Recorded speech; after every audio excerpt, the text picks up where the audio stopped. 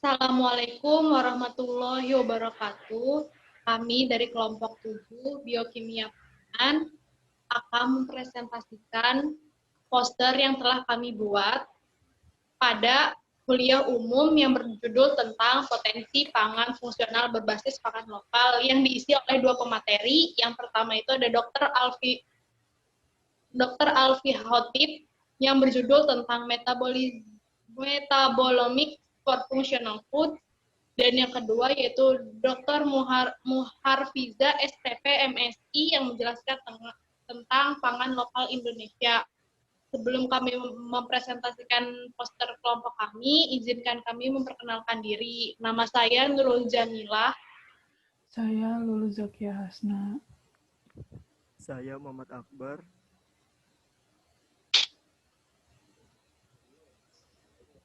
Nama saya Nida Askia.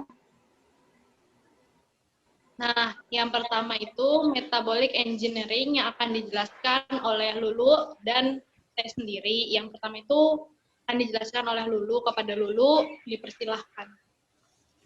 Jadi, ini adalah proses dari teknik metabolik. Jadi, metabolomics itu berasal dari dua kata. Yang pertama itu metabolom atau metabolit dan omics atau pengukuran. Nah, metabolit itu adalah intermediate dari produk yang dihasilkan oleh makhluk hidup. Kemudian, metabolit ini berpartisipasi dalam pertumbuhan organisme melalui proses metabolisme.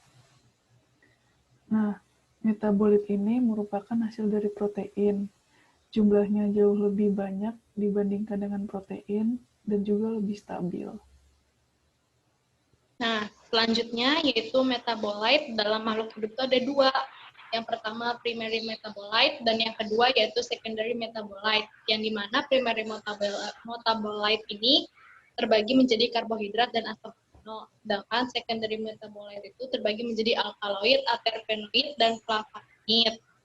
Nah, penerapan teknik metabolik di penelitian bahan pangan itu yang pertama, membantu mengekstraksi zat baru, melakukan standarisasi terhadap pangan fungsional atau quality control, dan uji farmakologi dan toksisitas.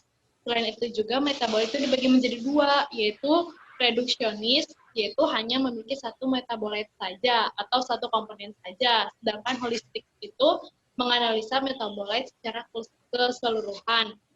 Maka dapat disimpulkan bahwa metabolomics membuka kemungkinan untuk mempercepat identifikasi penanda biokimia baru. Selanjutnya yaitu model kalibrasi tervalidasi dapat digunakan untuk memprediksi bioaktivitas sampel yang baru.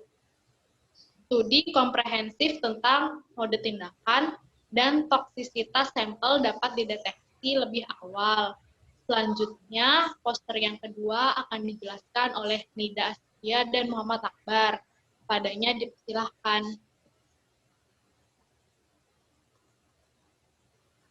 Selanjutnya, poster kedua mengenai kekayaan pangan lokal Indonesia di Provinsi Banten.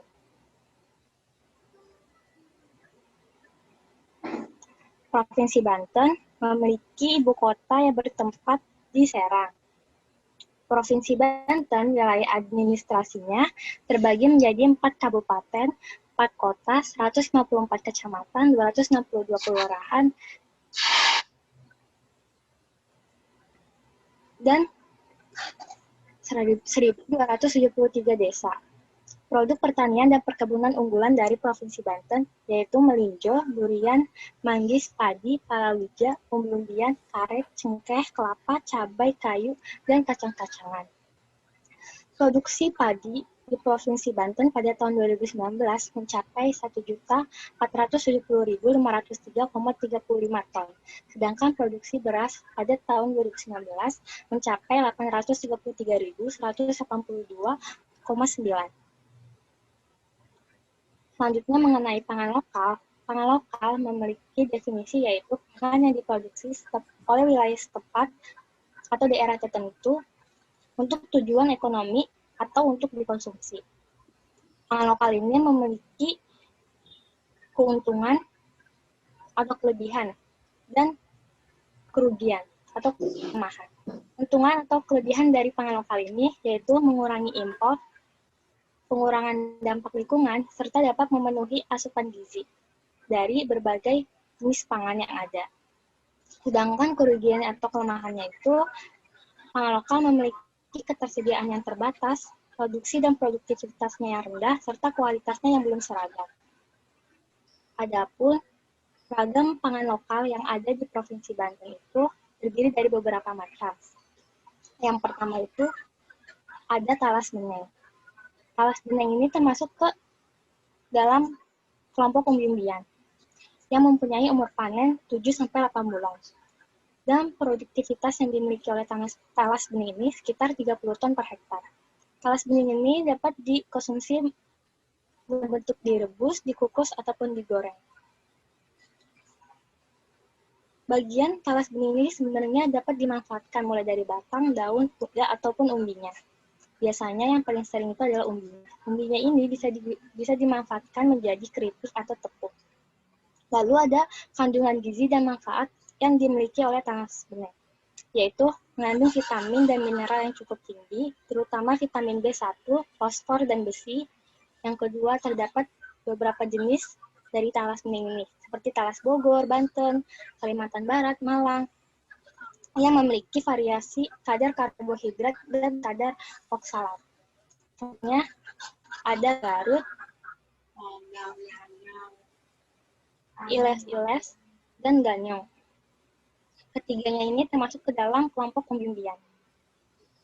Untuk Garut ini memiliki umur panen 7-9 bulan dan produktivitasnya 25-30 ton per hektar.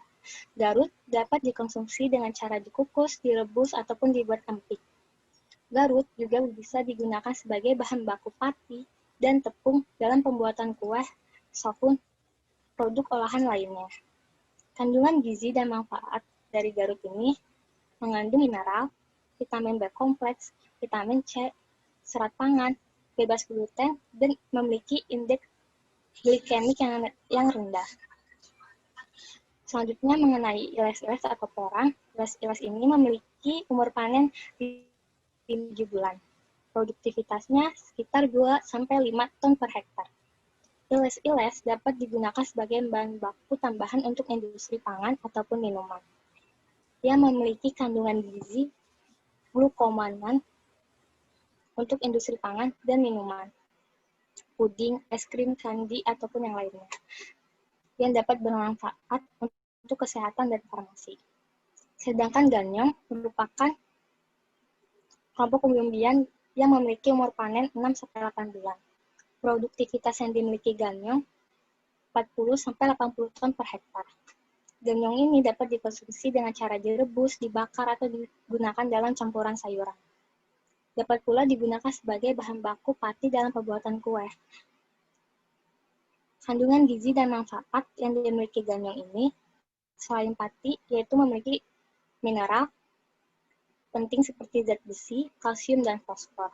Pati ganyong mudah dicerna sehingga sering digunakan sebagai makanan bayi dan makanan untuk orang yang sakit. Selanjutnya ada sorghum. Sorghum ini termasuk ke dalam kelompok serealia yang memiliki umur panen 3-4 bulan. Sorghum dapat dikonsumsi sebagai berasan, pakan, ataupun aneka olahan. Kandungan gizi dan manfaat yang dimiliki oleh sorghum ini adalah antosianin yang bermanfaat sebagai antioksidan, kandungan protein yang lebih tinggi daripada beras, mengandung serat yang cukup tinggi, dan sorghum juga kaya akan besi dan fosfor. Selanjutnya, untuk ragam pangan lokal yang lainnya akan dijelaskan oleh Akbar.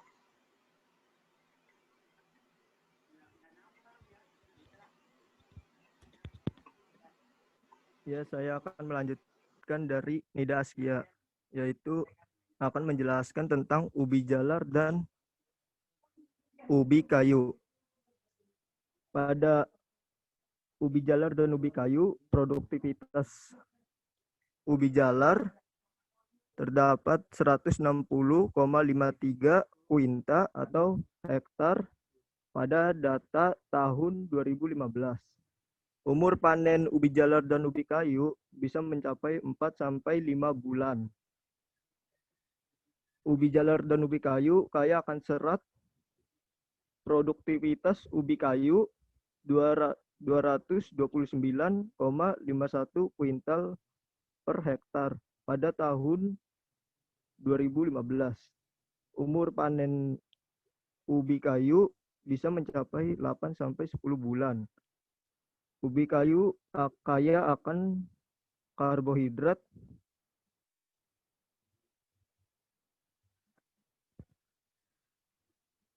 dan serat.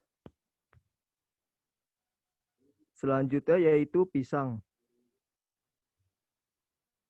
Pisang pada produktivitas tersebut mencapai 77,64 ton per hektar. Umur panen pisang tersebut bisa mencapai 4-5 bulan. Bahan baku tepung atau produk siap santap. Pisang kaya akan vitamin dan mineral.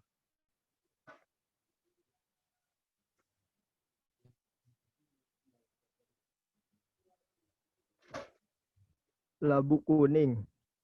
Labu kuning produktivitas bisa mencapai 428,197 ton pada data tahun 2011. Umur panen labu kuning tersebut mencapai 50-60 hari. Labu kuning bisa dikonsumsi dengan cara dikukus atau digoreng atau dibuat kue. Labu kuning tersebut mengandung kaya akan pati dan serat, vitamin A, vitamin C, vitamin E, dan kalium.